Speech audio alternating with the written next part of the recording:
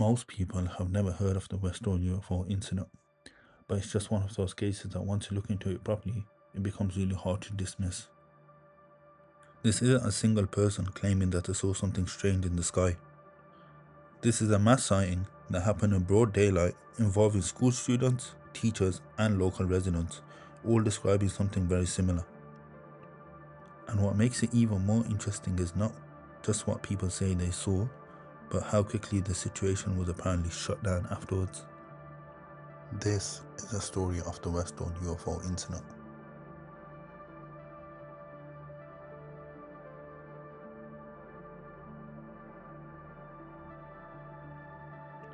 The incident took place on April 6, 1996, in Melbourne, Australia, specifically an area called Clayton South.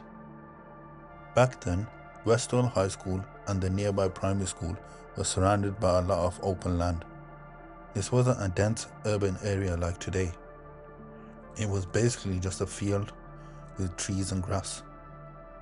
Now that detail really matters because it gave people a clear, unobstructed view of whatever was in the sky that day.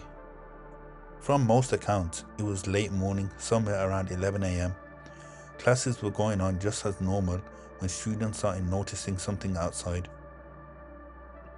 It wasn't a big dramatic moment, it was just one of those things when someone looks out the window and says, "What is that?" And then a few more people start paying attention. Eventually, enough students were distracted that the teachers noticed as well. What they saw was described as a grey silver object, usually referred to as dish-shaped, although some people said it looked more like an oval. One of the most consistent details across witness accounts is that the object didn't behave like anything they recognised. It wasn't moving like a plane, and it wasn't drifting like a balloon. It seemed controlled, almost like it was deliberately hovering in place. Another detail that comes up a lot is the silence. People didn't report hearing any engine noise, which is strange considering how close some of them claimed it got late on. Even those who claimed it was moving quickly said there was no sound associated with it. And for that reason alone, a lot of witnesses dismissed that it could have been anything like a conventional craft. Eventually, the situation escalated to the point where students were allowed, or in some cases just decided, to go outside.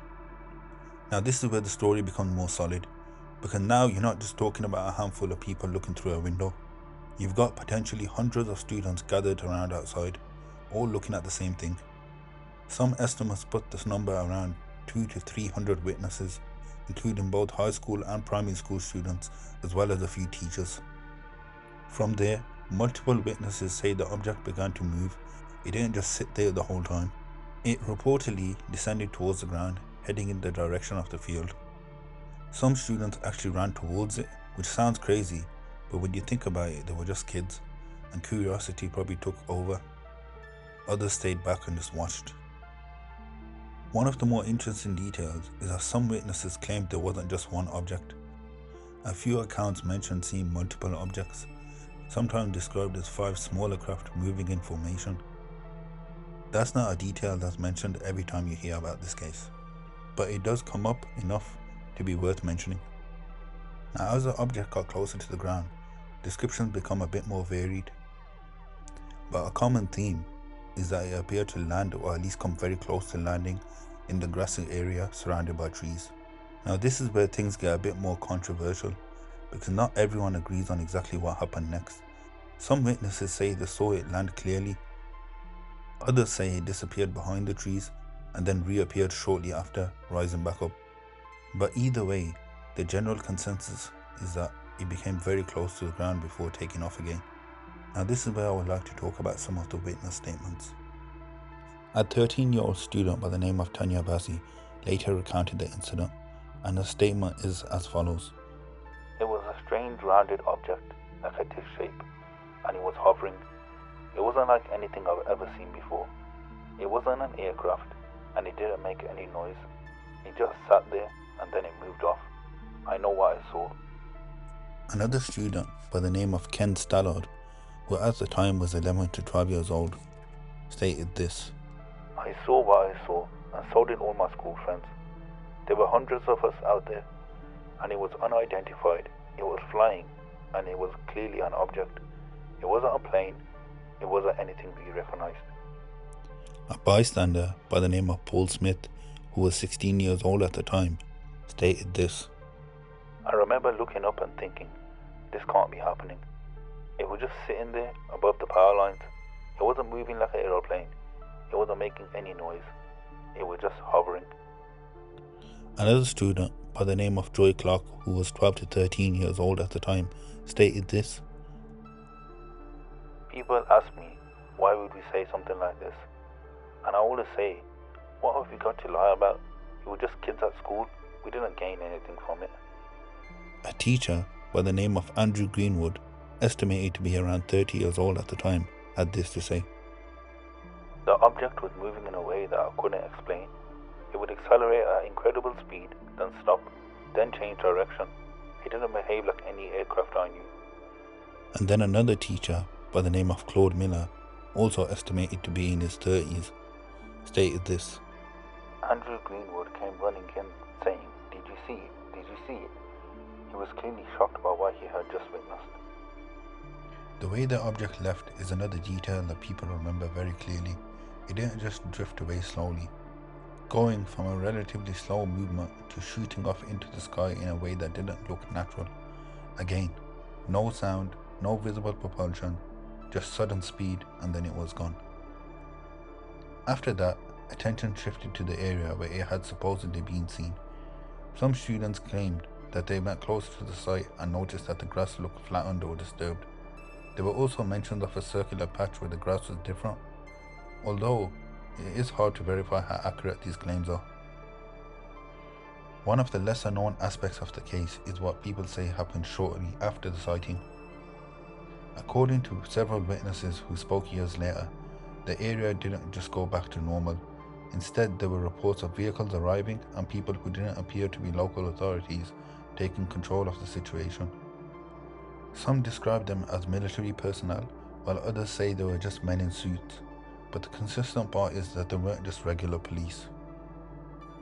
Following the 1966 Westall UFO incident, the headmaster ordered a school assembly, instructing students and staff to tell anyone who asked that they had seen a weather balloon. He warned that anyone discussing the event would be severely punished. A common belief is that the head teacher actually recounted this statement, but that isn't true. However, the previously mentioned teacher at the school, Andrew Greenwood, shortly before he died, revealed that he was interrogated by two unidentified men in uniform who threatened to tell the education department that he was drunk and to have him fired if he didn't stop talking about the sighting. Also, the student Tanya Vassi reports that she was taken into a room by two unidentified men who had told her that she had seen a weather balloon and that she was warned to stay quiet.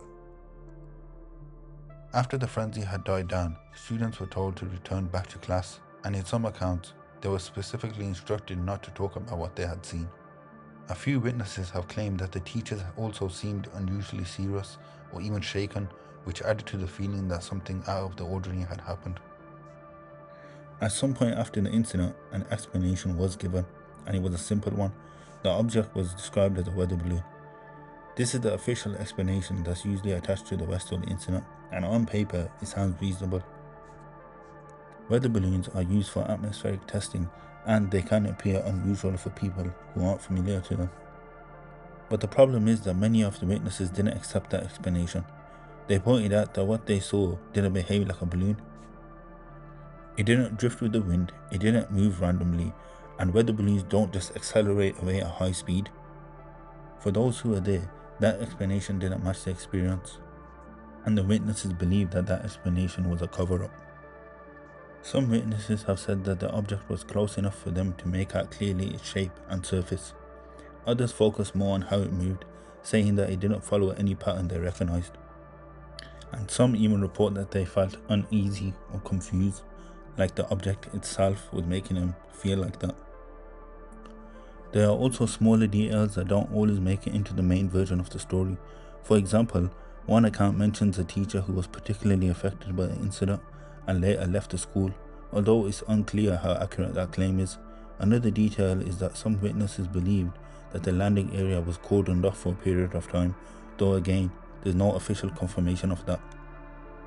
There are also references to nearby facilities, including military-related locations, which has led some people to speculate that if it was a test or experimental aircraft, it might have been connected to something local, but that remains speculation, and there's no hard evidence tying the event to any specific program.